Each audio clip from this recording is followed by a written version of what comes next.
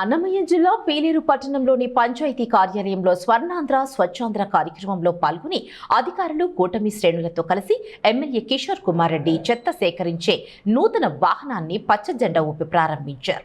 ఈ సందర్భంగా ఆయన మాట్లాడుతూ పారిశుద్ధ్యం, ప్లాస్టిక్ రహితం చెత్త సేకరణపై అధికారులు, పంచాయతీ సిబ్బంది, ప్రజలు కలిసి పర్యావరణ పరిరక్షణ కోసం ఆరోగ్యకరమైన గ్రామాలుగా తీర్చిదిద్దేందుకు అందరూ భాగస్వాములు కావాలని ఆయన సూచించారు.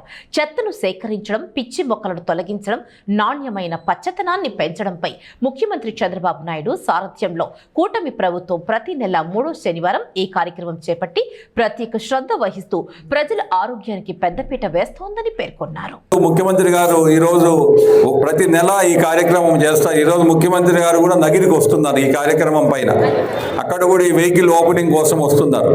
మనకు వేస్ట్ ఏదైతే ఉందో అది మనం ఇస్తే ఆ వస్తువులు మనం తీసుకోవచ్చు. నాకు తెలిసి మండలానికి అంతా ఒక వెహికల్ సరిపోతుంది, పీలేరుకే సరిపోతుంది. పీలేరు టౌన్కే సపరేట్గా పెట్టాల్సి వస్తుంది.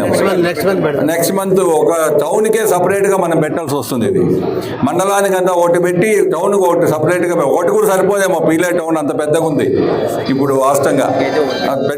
ఊరు క్లీన్గా పెట్టుకోవాల్సిన బాధ్యత మీ పైన కూడా ఉంది, మా పైన ఉంది, మీ పైన ఉంది, పంచాయతీ పైన కూడా ఉంది.